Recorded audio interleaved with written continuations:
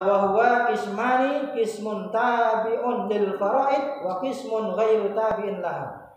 Kemudian sholat sunnah ini dibagi menjadi dua macam.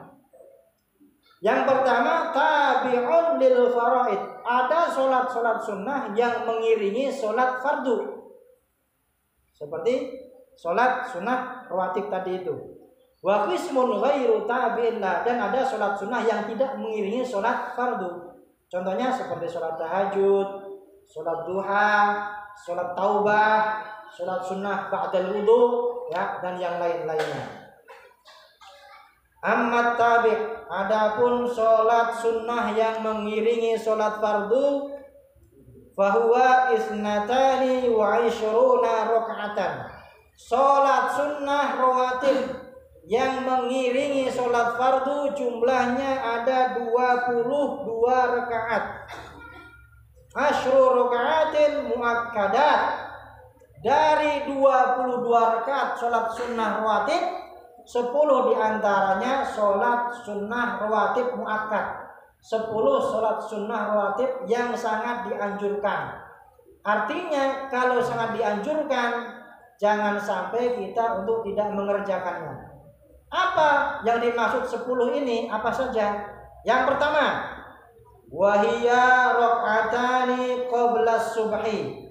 Yang pertama, dari 10 sholat sunnah rawatib muakkad yang sangat dianjurkan untuk kita kerjakan adalah 2 rakaat sholat sunnah qabliyah subuh.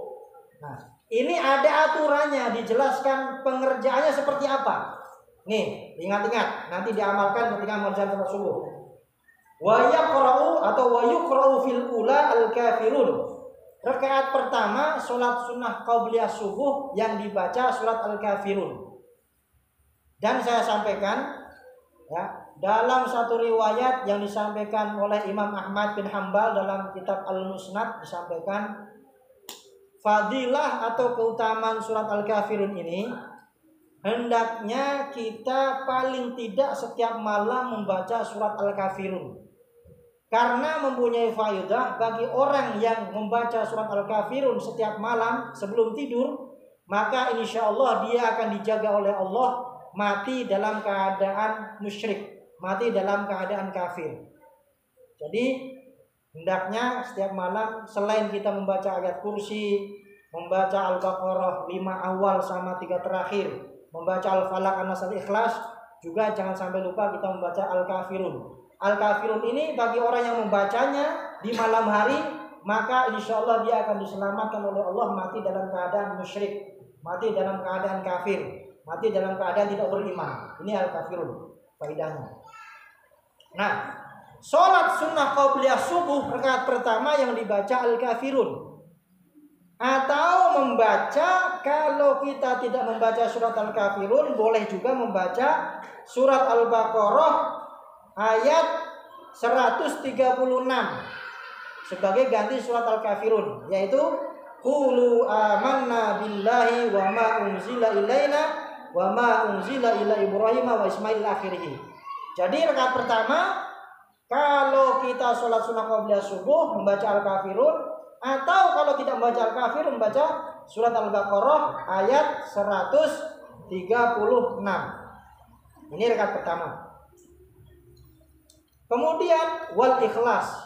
Kemudian rakaat kedua membaca surat Al-Ikhlas. Jadi Al-Kafirun pertama, kedua surat Al-Ikhlas. Qul huwallahu ahad. Nah, ini juga ada yang menarik. Dulu ada sahabat namanya sahabat Abu Umamah Al-Bahili, ya.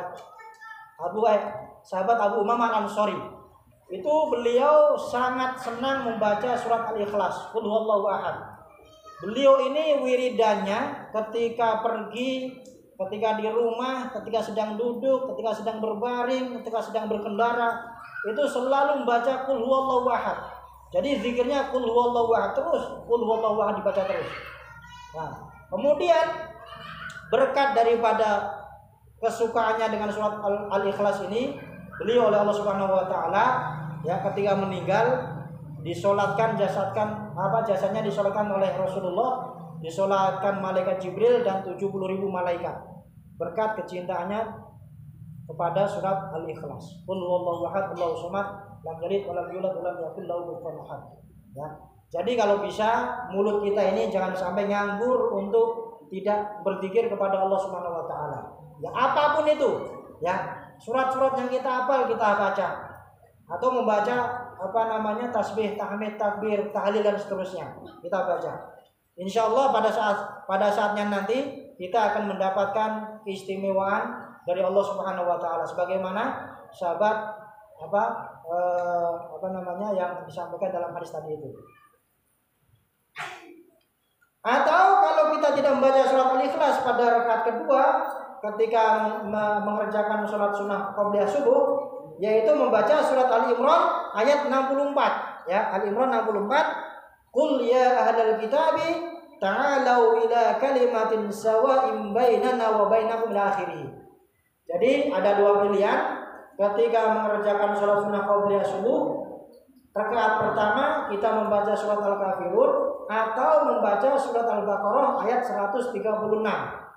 Kemudian rakaat kedua membaca surat Al-Ikhlas atau kalau tidak surat Al-Ikhlas membaca surat Al-Imran ayat 64. Itu pilihannya.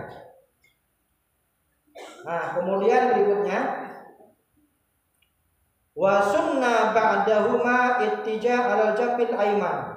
Kemudian ketika selesai mengerjakan qabliyah subuh itu disunnahkan kalau Rasulullah dulu beliau tidur miring ya dengan beralaskan lambung sebelah kanan. Tapi kalau kalian di sini nggak usah ya. Ini takutnya nanti malah ketiduran ya. Kemudian apa yang dibaca sambil menunggu waktu sholat subuh, setelah sholat ba'diyah qabliyah subuh, kita membaca Allahumma Rabba Jibril wa Mikail wa Israfil wa Rabba Muhammadin sallallahu alaihi wasallam ajirni minan nar.